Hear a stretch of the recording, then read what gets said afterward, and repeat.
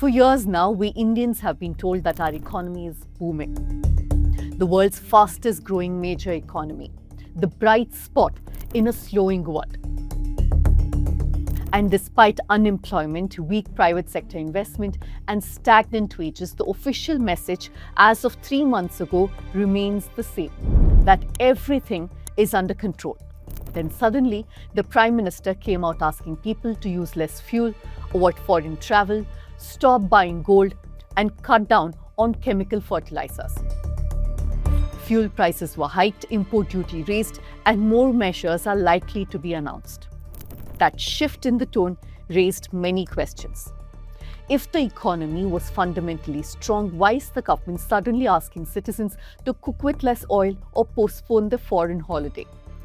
Could just the ongoing US-Israel-Iran war have caused it?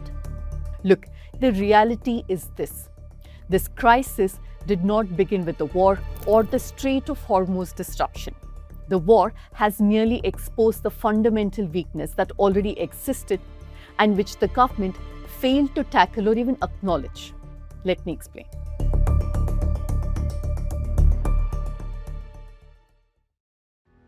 Now, before we go into all of that, let me remind you, India's economy is much more than stock market numbers or GDP headlines.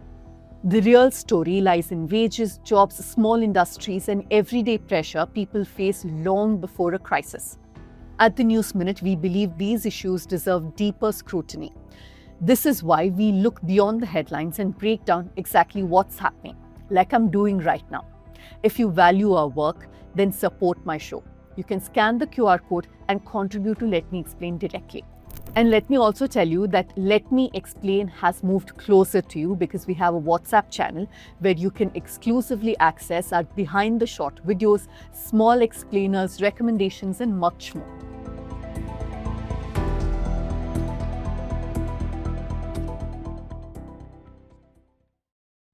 Even before the Iran-Israel-US war began, the rupee had started falling. Foreign investors had been pulling money out for months. Exports were slowing, worker wages had stagnated, small industries were struggling. And beneath the headline GDP numbers, there were signs that India's economic growth story was becoming increasingly uneven and fragile. The West Asia crisis simply exposed these vulnerabilities all at once. To understand what's happening right now, you need to start with India's dependence on imports. India imports roughly 85% of its crude oil requirements. It also depends heavily on imported LPG and fertilizer inputs. So when oil prices spike globally, India immediately feels the impact across the economy.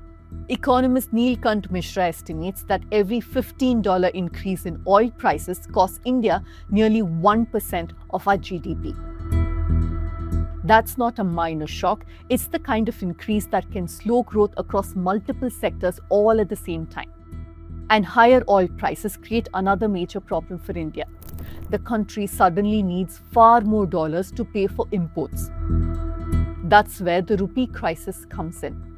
Rupee has fallen to 96.3 per US dollar. And there are fears that it could weaken further if oil prices remain elevated. But it's also significantly fallen against Sri Lankan and Pakistani rupees and Bangladeshi taka. But the important thing here is that rupee's decline did not begin after the war. It had already been weakening steadily for months because foreign investors, like I said earlier, were pulling money out of Indian markets. Now, why were they leaving? Partly because global investors were moving towards sectors linked to the semiconductor and AI boom, especially in countries like Taiwan or South Korea. But there were also India-specific concerns. Indian markets were seen as expensive relative to other emerging economies. Corporate earnings growth had slowed. Exports were weak. Consumption demand outside the top income groups was sluggish. Former RBI Governor D. Subba Rao recently warned that India is beginning to resemble the conditions seen during the 2013 crisis, when emerging market currencies crashed after global investors pulled the money out. The danger in such situations is not just economic fundamentals, it's also market psychology. Once investors believe the rupee will continue falling, panic starts settling in. Exporters delay bringing dollars back into India because they expect the exchange rate to worsen further. Importers rush to buy dollars before prices rise more. Investors hedge aggressively. Households begin buying gold and dollars as protection. At that point, fear itself starts weakening the currency further. But many economists now argue that India entered this crisis already vulnerable. Ex-IMF economist Surjit Balla recently made a striking point. He said that even Indians no longer appear enthusiastic about investing in India. And while headline GDP numbers still look respectable on paper, critics argue those numbers are hiding a deeper structural problem inside the economy. India's growth has become increasingly unequal.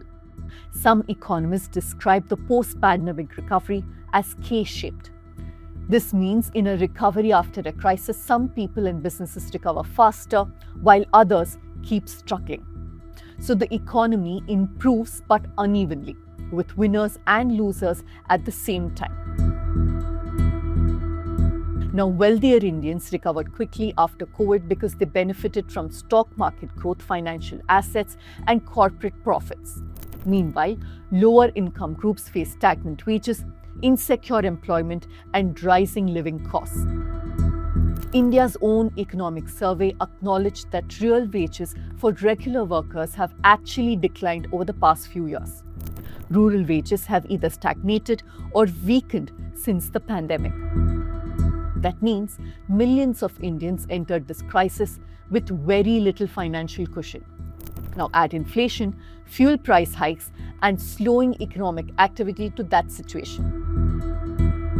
The pressure becomes severe very quickly. The sectors feeling the impact most immediately are MSMEs and small manufacturers. There are already reports from industrial belts around Delhi, Noida, and Gurugram of workers quietly returning to villages because factories are slowing production or shutting down operations temporarily. Even before the war, worker protests had already increased across industrial belts in Bihar, Haryana, and Uttar Pradesh. India's economic survey had acknowledged wage stress. Export weakness had already been flagged repeatedly, which is why critics say the government's response has come too little, too late. The West Asia crisis began months ago. Oil prices had already started climbing. The rupee was already weakening. Yet, public messaging from the government remained largely optimistic until the assembly election results were announced. Only then came the appeals for austerity. The measures announced so far include raising duties on gold and silver imports, increasing LPG and CNG prices, signaling future fuel price hikes, and asking citizens to voluntarily reduce consumption. But many economists argue that these measures are reactive and not strategic. They may temporarily reduce pressure on imports or government spending, but they do not solve deeper structural problems. The government now also faces a credibility crisis. As citizens are being asked to reduce fuel consumption and avoid unnecessary travel, political campaigns, roadshows, and large public events continued uninterrupted throughout the election season.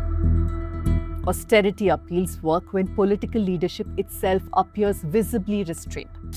India now appears to be caught between two competing pressures. On one side, the government wants to control the fiscal deficit and reassure financial markets. And on the other, it also needs to protect households from rising fuel, fertilizer, and food costs. If the government cuts spending too aggressively while the demand is already weak, the slowdown could deepen further.